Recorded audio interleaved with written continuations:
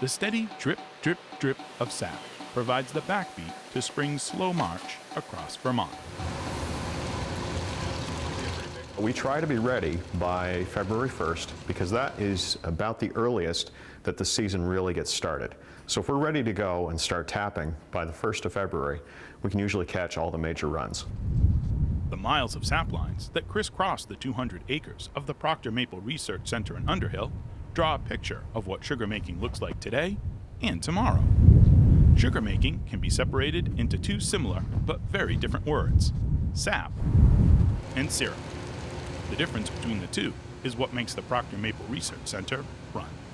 People have been making syrup for a long time. There's plenty of old-timers that are probably as good or better than most of us, certainly me, at boiling sap and making a beautiful product. But if you don't have the sap, you're not going to make money at this business. And so a lot of our research here is actually concentrated on increasing sap production, improving the sap collection methods, both in terms of efficiency and in terms of the amount of sap we can get from tap holes. The sale of Vermont maple syrup, on average, totals $42 million a year. The overall impact on the state's economy from the maple industry, which includes everything from equipment to employment, is estimated by the Vermont Agency of Agriculture at $190 million. Probably wondering what in the world these are.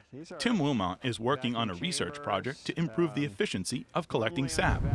It takes about 40 gallons of sap to make 1 gallon of syrup. Wilmot knows that collecting sap is a matter of inches. To be more accurate, it's a fraction of fractions of inches. It's actually 3/16 interior diameter as opposed to standard 5/16 interior diameter.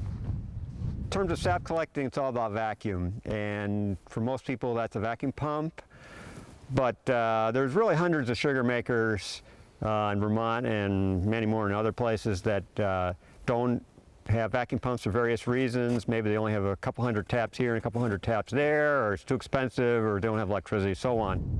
The weight of the sap in the line is what creates the vacuum. When you have a closed system, the weight of the sap eventually pulling on the spout is what creates a suction.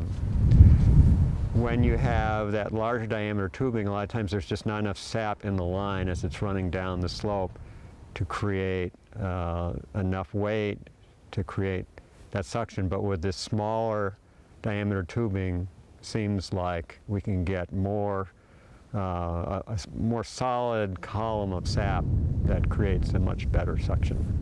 Wilmot's research is yielding positive results. I've been wanting to do something that's a little simpler in terms of collecting methods. We have a lot of really high-tech methods of collecting sap with tubing, using wet and dry lines, and pumps are getting more and more advanced. I really want to be a lot more sure about this before I want to convince a lot of people to start trying this, but I know there's already some people that are trying this in the field and have gotten back to me and said, yeah, this is good, this is working for me. There probably have been people that have thought of this before, but here we're a research center, so we get something and we can run with it. At the Proctor Maple Research Center, everything flows to the sugar house. The efficiency in sap collection leads to a stainless steel, state-of-the-art evaporator.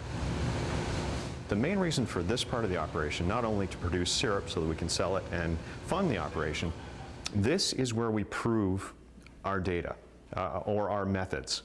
When we collect our sap from certain setups, certain installations, certain spouts, certain tubing, certain tapping depth, size of tree, whatever variable we're looking at, we can then collect the sap separately, keep a measure of how much sap we collected from each portion of the woods under each one of those variables. So we have good data there.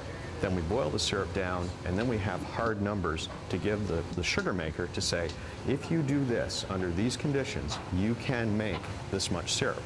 And that gives us a lot more proof when we go to present to sugar makers. They see that our operation is doing a really good job. We're making a lot of syrup per tap, per acre, and they believe our research then even more. The syrup is the proof that the research works and that the methods are sound. But the final product sugars off as information and outreach. If we just did what we do and didn't share it with the public, well then what good would it be?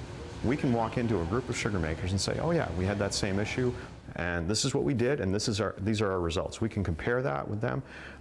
Again, be one of the group, essentially, but have the research and the technical knowledge to share with them, and they really appreciate that. Maple sugar making is a sweet science, made all the sweeter and sappier by the work done at the Proctor Maple Research Center. In Underhill, I'm Keith Silva with Across the Fence.